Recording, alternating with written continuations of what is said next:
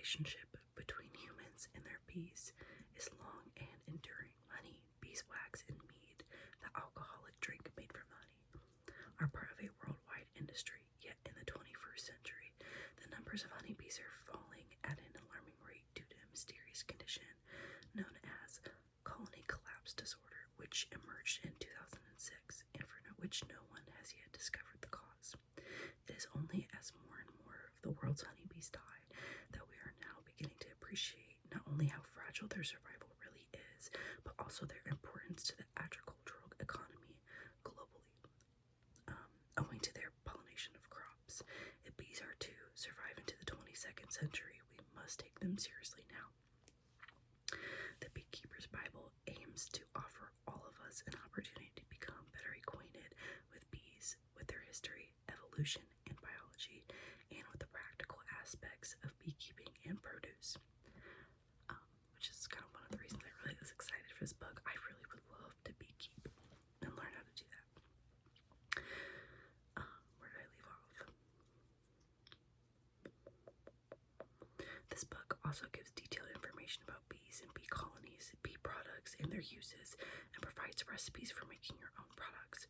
While it should provide valuable information for those who are already beekeepers, it also aims to interest anyone considering getting their first colony or who is simply curious about the background of our most fascinating insects.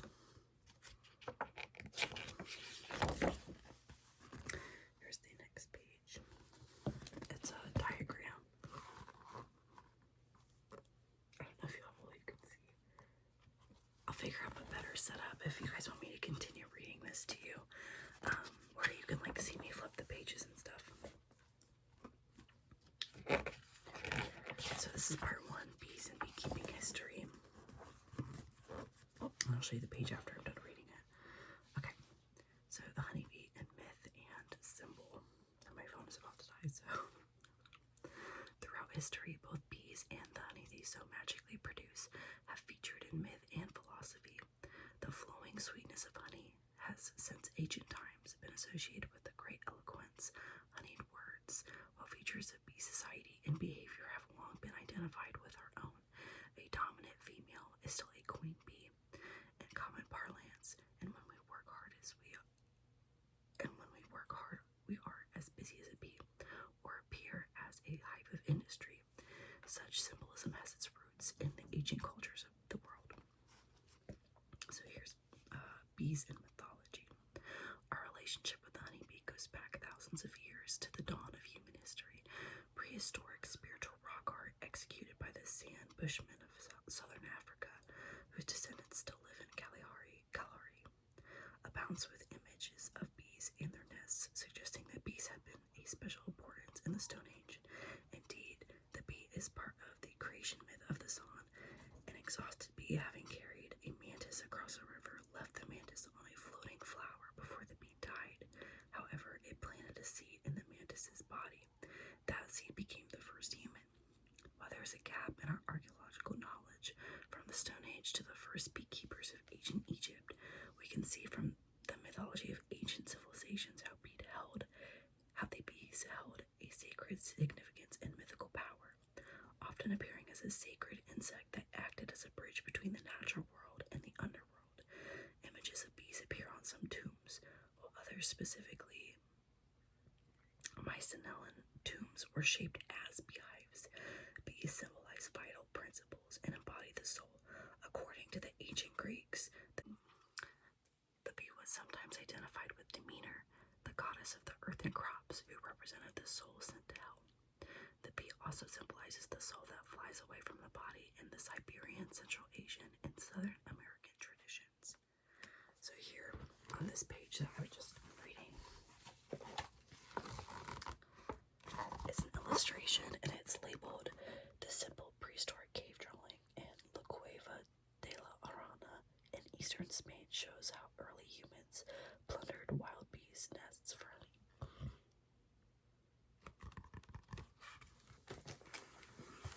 I'm going to try my best with pronunciations of some things. Trying. Also, I'm very dyslexic, so I apologize if I have to repeat myself or correct myself a lot. So then, there's this little table here, and it's called Other Bee Gods and Goddesses. So it's kind of interesting. It's like relating back to different religions and stuff. So that's pretty cool. I don't know why I just got stuffed up all of a sudden. So in Northern Europe, there is a Roman Germanic goddess who carries a staff with a beehive on top called Nanosvelta. The Poles, Livlanders, and Sicilians in Eastern Europe had a bee god called Bablos and a goddess called Ostia.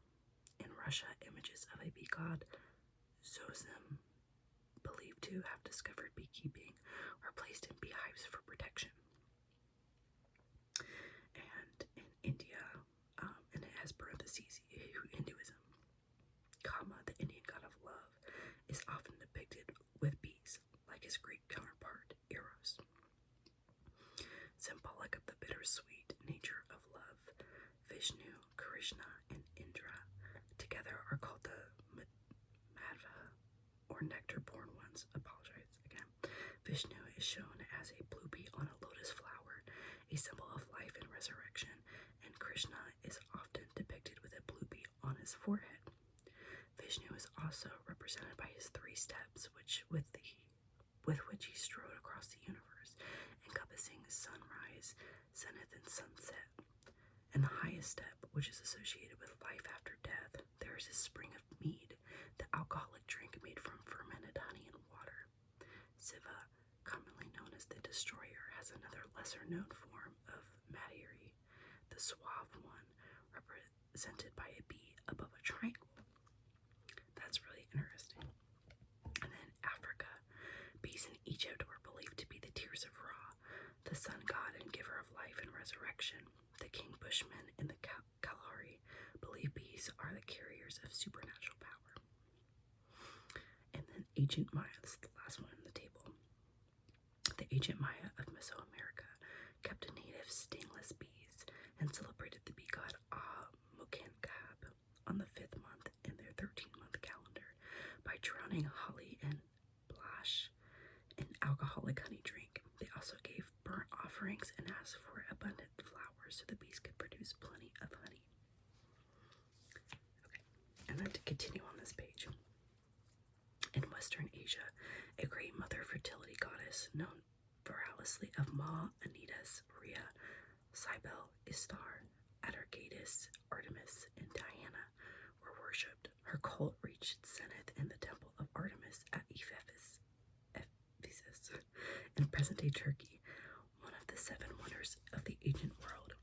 At the temple there are 2 Roman copies of a wooden statue of Artemis, originally created in the 8th century BC and decorated with bees carved in relief.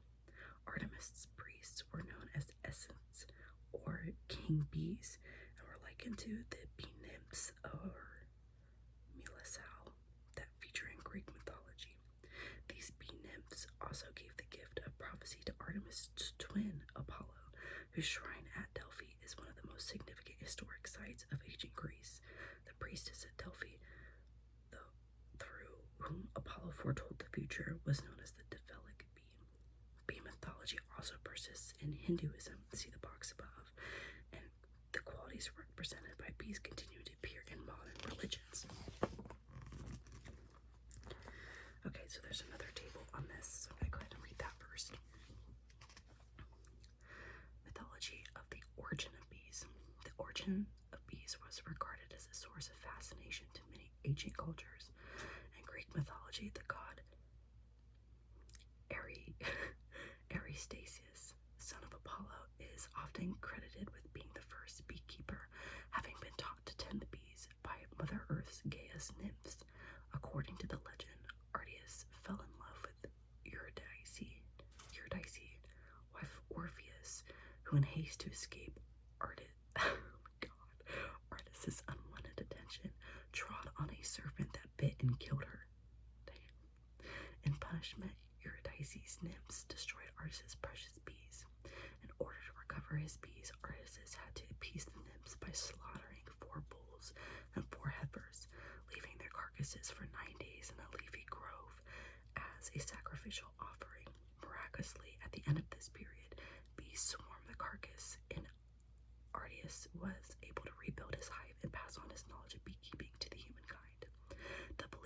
bees were born from the carcass of dead animals persisted for centuries. Interesting. Greek and Roman mythology is so fucking crazy. I had like a huge obsession for years with it, from an artistic standpoint, and then just like in general from like learning about mythology. Insane. Like there is so much drama in it. It's so crazy. It's really enjoyable. So it's kind of cool to see like bees had a part in that as well. So here's some bee symbolism on the same page. The quality of bees in their community and the hive have offered a source of inspiration since ancient times. Like honey, they are associated with eloquence and the power of the spoken or written word. The word for bee in Hebrew, dibur, is related to the word dibur, which is speech. According to legend, some bees settled on the lips of Plato when he was a baby, indicating his future brilliance with words. A similar legend attaches to other famous figures of the past, including Sophocles, also known as the Attic bee, because of his industriousness, Virgil, and St Ambrose, the patron saint of beekeepers. And there are texts from India in which the bee represents the spirit intoxicated with the pollen of knowledge. The workings of the bee community have fascinated writers and philosophers through the ages, serving as a model or illustration for their ideas about human society. Many writers of antiquity who observed bees closely, such as Aristotle in his Historia Animalium, drew parallels between apian and human society, and found much to admire in the former. Firstly, there was the bee's orderly industriousness and cooperation. Virgil had a notion of commonwealth of bees, where all's the state provides for all, a notion taken up by later writers. In the Georgics, he describes bees as a model for commerce, with the hive as busy as a shop and the inhabitants as trading citizens. And here's a quote from Shakespeare: "Where the bee sucks, there suck I, and a cowslip bell I lie." And there's also a table here that says bees were once thought to be representative, that doesn't sound right, of a perfect society, loyal to their queen and laboring together incessantly for the good of the commonwealth. Alright, I'm going to finish this page and I'll show you these two pictures up here. The bees as model citizens deserved only the best beekeepers, the Roman writer Varro claimed. Bees detest the lazy, evidenced by their culling of the drones, and Columella dedicated a chapter of his De Re Rustica to bee husbandry, insisting that the perfect honey is vital for bees' revolt against fraudulent management. Bee society appears in the work of much later writers, such as William Shakespeare, and Henry V. offers a fable of bees as a pattern of commonwealth in time of war.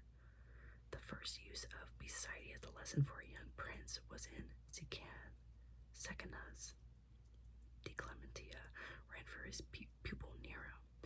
Thomas Eloy also used it for the young Edward. I can't read. Again, in the context of war, Leo Tolstoy, a keen beekeeper himself, makes a detailed analogy between Moscow, devoid of inhabitants after its capture by Napoleon, and a queenless hive in war and peace. In a queenless hive, no life is left, though to a superficial glance it seems as much alive as other hives. To the beekeeper's tap on the wall of a sick hive, instead of a former instant unanimous humming of tens of thousands of bees, the only reply is a disconnected buzzing from different parts of the deserted hive. From the alighting board, instead of a former spirituous fragrant smell of honey and venom, the warm whiffs of crowded life comes, an odor of emptiness and decay mingling with the smell of honey. So, here's the first page we read. This is a picture of bees like on dead cows. And then this down here is a statue of fertility, often decorated with bees.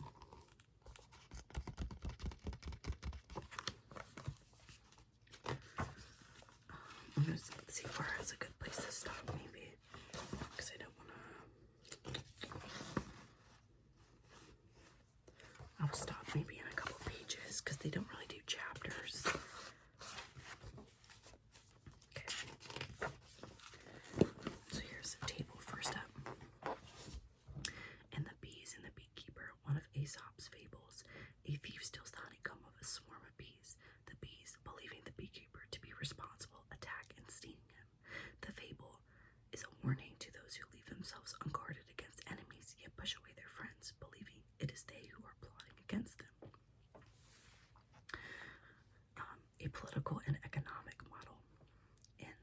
Percy Shelley's A Song, Men of England, written in 1819, the year of the Peterloo Massacre, in which demonstrators for parliamentary reform had been harshly dispersed by armed cavalrymen.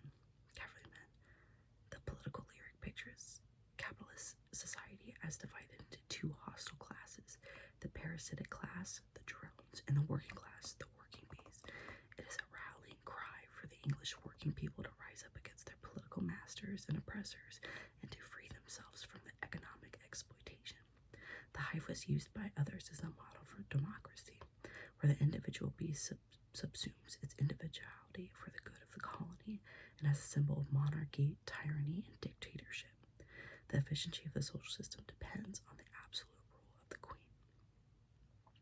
The hive was also used as a model for economic principles. In 1714, Dutch-born philosopher Bernard Maidville published The Fable of Bees, or Private Vices, Public Benefits, consisting of a poem, The Crumbling Hive, or Knaves Turned Honest, and a commentary on it. The poem, a political satire on 18th century England, presents a bee community that is thriving, if corrupt, until a number of bees decide to turn from corruption and self-interest to honesty and virtue. As a result, there is a sharp drop in prosperity, and the bees lose the hive, thereby illustrating how private vices are necessary to produce public benefit.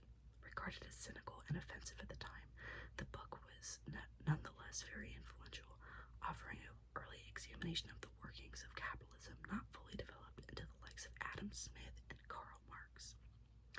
The bee is considered an emblem of Christ, his mildness and mercy on one side, honey, and his justice on the other, the sting. And there is a picture that is quoted. It was said that a swarm of bees settled on baby Ambrose's face, leaving behind a drop of honey and presaging his honeyed tongue. And I'll show you that picture after we finish this page. Okay, and this is about Christianity.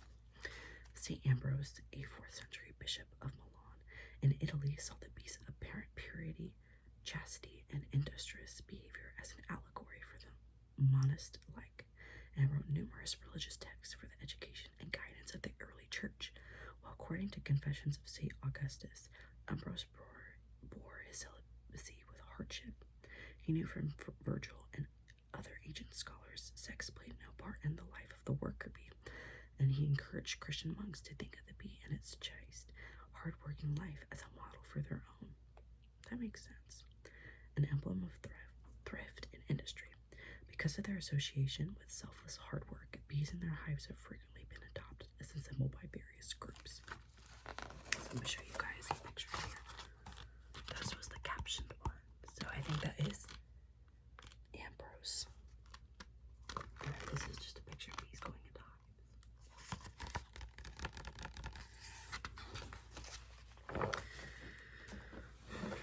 The Freemasons, who had their founding principles, thrift and industry, orderliness and stability, used the beehive as a symbol in official documents and drawings.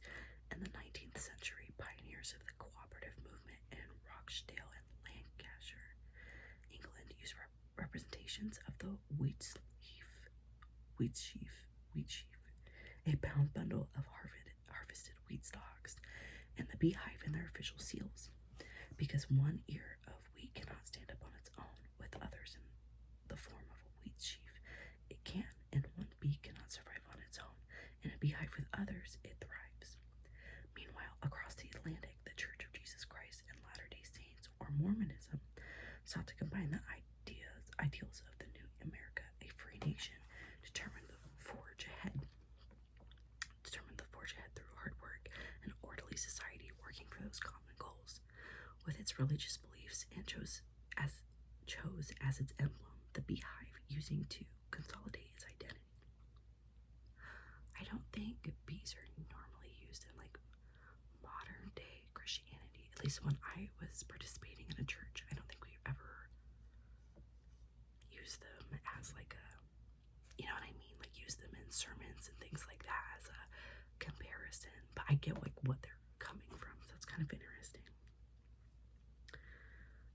When persecution drove the followers of the church west, they took their bees with them to what is now Salt Lake City, Utah. The book Book of Mormon features Desiree, meaning honeybee, and the Desiree Times of 1881. The skeep was described as significant representation of the industry, harmony, order, and frugality of the people, and the sweet results of their toil, union, and intelligent cooperation. The state of Utah is actually now known as the Beehive State. I did not know that. I know a lot of people who live in Utah though are like Mormon though. It's like the main religion I think over there. I know a few people who are Mormon here.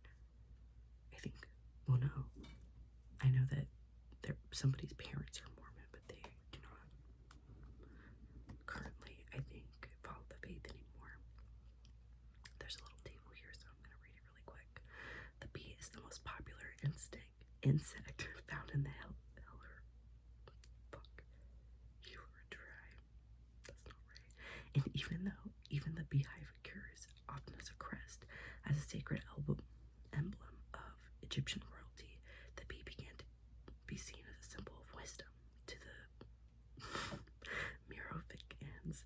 Therefore, the bee was the most hallowed creature, and 300 golden bees were discovered stitched to the cloak of Childeric I, son of Merovis, when his grave was unearthed in 1653. Interesting. So now there's a picture of a beehive. It says, oh my god, that's so cool. A grave of an entrepreneur in Ohio. The beehive stands a symbol of productivity. I live in Ohio. That's kind of cool. Opposite Freemason George Washington with the beehive symbol of Freemasonry visible in the bottom right hand corner. So that's a grave. And then this is George Washington, and there is a beehive right here on this like painting.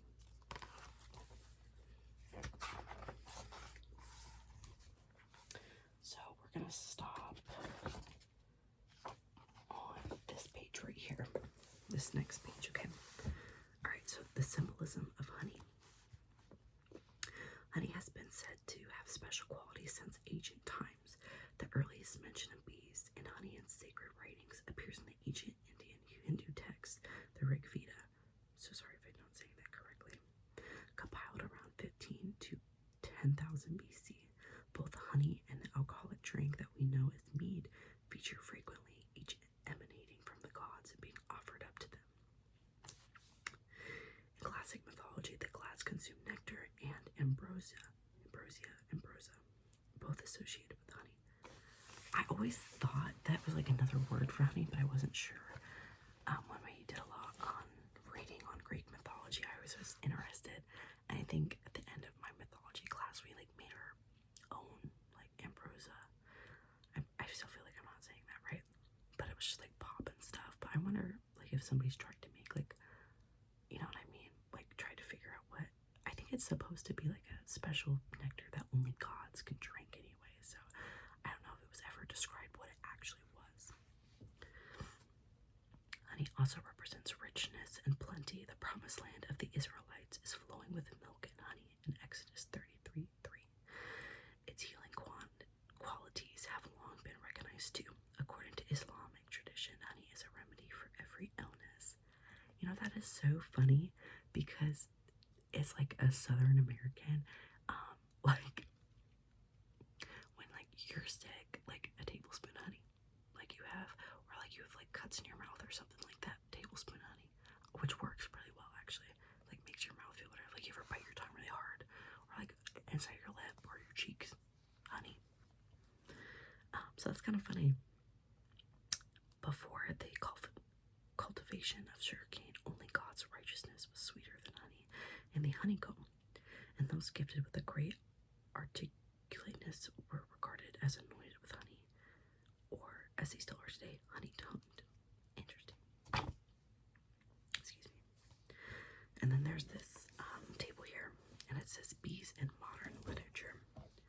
So Winnie the Pooh must be best known for the best-known honey lover in fiction, going to enormous lengths to obtain honey and getting into numerous scrapes as a result, and the eponymous first book, published in 1926, he tries his paw at honey hunting in a tall tree and gets chased by angry bees as he dangles from the toy balloon which he uses to reach the nest, a scene famously depicted by illustrator E.H. Shepard. Silva's Blast series of 5 bee poems from October 1962 are based on a bee colony she acquired after her separation from her husband, Ted Hughes. They are the bee meeting, the arrival of the bee box, sting, the swarm, and wintering. In Royal Jelly, a short story told by Royal Dahl, Albert, a beekeeper by trade, discovers that queen bees are continuously fed royal jelly throughout their larval life. It's what makes them queens. Albert decides it could help his daughters grow too. And The Secret Life of Bees, 2002, by Sue Monk Kidd, also made into a film. Lily Owens, the troubled young heroine, runs away from her abusive father and seeks refuge with 3 sisters whose lives revolve around beekeeping and producing honey. Learning about bees and beekeeping takes Lily on a personal journey, helping her to face the world with confidence. I don't think I've watched that. Alright, and this is the last bit I'll read. Honey and Ritual. The Judean prophet Isaiah, foretelling the birth of Christ, said that a virgin would conceive a son, and that he would be called Emmanuel, and that he would eat butter and honey, so that he might know to refuse evil and choose God. Presenting a newborn with honey is therefore meant to symbolize a connection with heaven, and is believed to ward off evil. Milk and honey featured as part of the Christian Eucharist as late as the 7th century AD. In Hinduism, the laws of Manu stipulated a birthright for a male child that involved sacred prayers, touching the child with gold and feeding him honey and butter. The belief persists even today among Hindus in part of India. That's really cool. And then there's 2 pictures. The infant Jupiter, in parentheses Zeus, is nurtured by the goat Amethila, as depicted. And then there's another picture, and it says a priest offers honey in the opening of the mouth ceremony. So here's the picture of Zeus or Jupiter, and then this is the priest's picture. So that's all I'm going to read today. We only are on page 21, and how many pages are there? Let's look. Let's not look at the credits. We won't count that. There are 395 pages. So, if you guys like this, I will totally continue reading the book, and I'll even try and figure out how I can get my camera to face like down. I have a really hard time doing that because anytime I find like phone holders and stuff, they don't hold my phone or they'll fall, or like the angle just like won't be right, so then it doesn't work. And my apologies for the guinea pigs.